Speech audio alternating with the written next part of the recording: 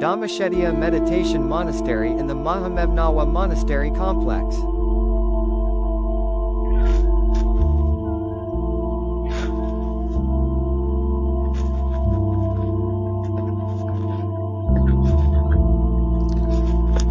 Thiruwan Saranai.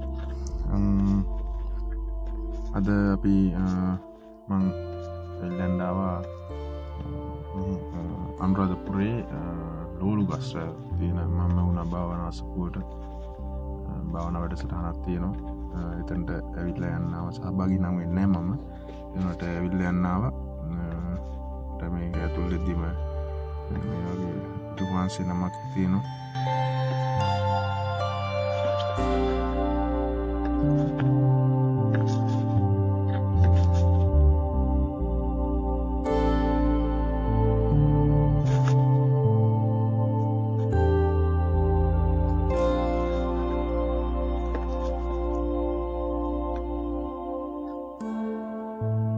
එතන ප්‍රදර්ශනය කරලා තියෙනවා බුදුරජාණන් වහන්සේ පිරිනිවන් පෑම සඳහා ගමන් කර මාර්ගය සම්බන්ධව බුද්ධ කාලීන මහා ජනපද සම්බන්ධව එතන සඳහන් කරලා තියෙනවා. එතන භාවනා මධ්‍යස්ථානයේ එතන ශාලා භාවනා කරන ශාලාව ගාව ඊට අමතරව එතනින් දකුණු පැත්තට වුණාම තියෙනවා ධාතු මන්දිරයක්, අලංකාර ධාතු මන්දිරයක් තියෙනවා.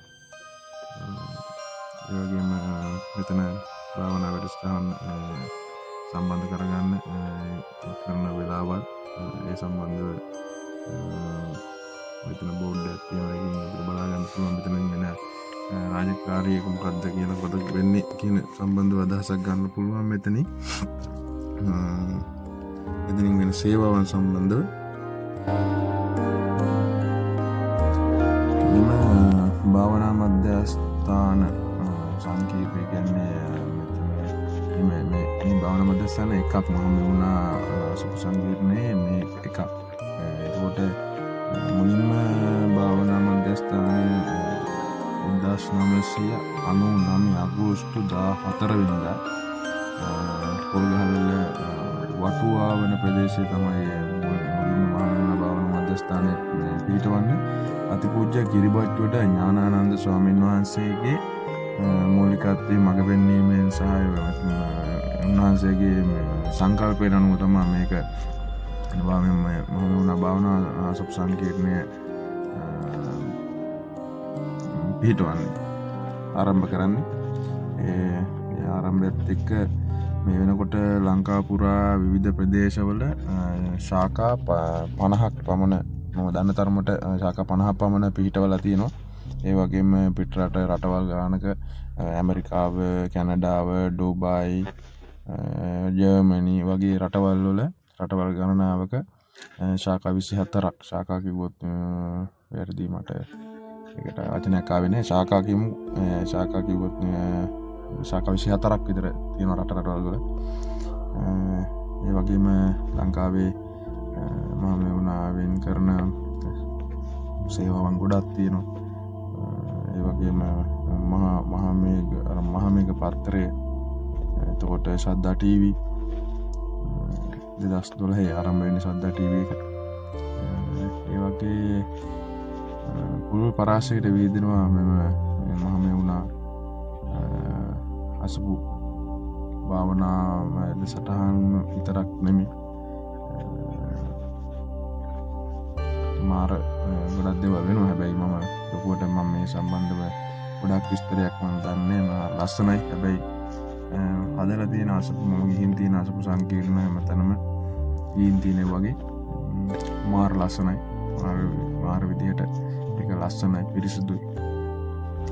ඒක මාර විදියට දැනෙන තැනක් ඔයාලට පේනවා ඇති. මාර ලස්සනයි, පිළිවෙලයි.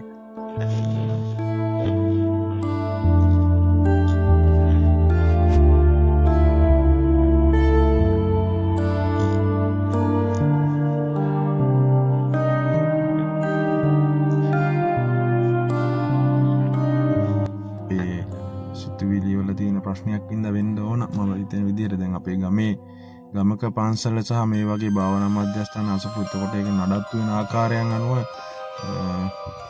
ලොකු වෙනසක් තියෙනවා. දැන් ආම වුණා වගේ තැනකට මේ වගේ ලස්සනට පිළිවෙලට තියෙන මිනිස්සු වගේ ආකර්ෂණීය වැඩි. ඒකට ඒ වගේ තැනකට මිනිස්සු ගැවසෙනවා වැඩි අපේ ගමේ පන්සලට දායකයෝ දායක සභාවෙන් අපේ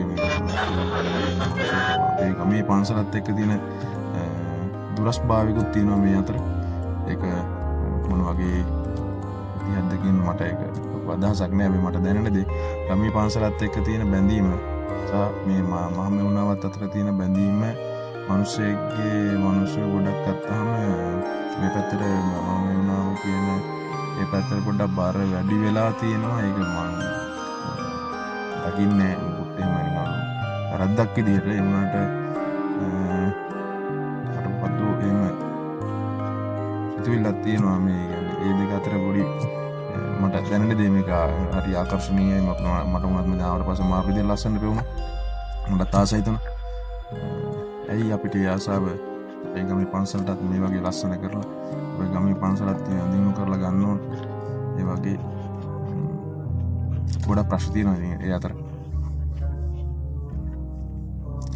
මම වුණා අසපු සංකීර්ණ සම්බන්ධව මොන හරි වැරදි තොරතුරු මම ළමයිට කියුණාද දන්නේ මම දන්න තරමට මම දන්න දේ මම ඔයගොල්ලන්ට ඉදිරිපත් කරේ.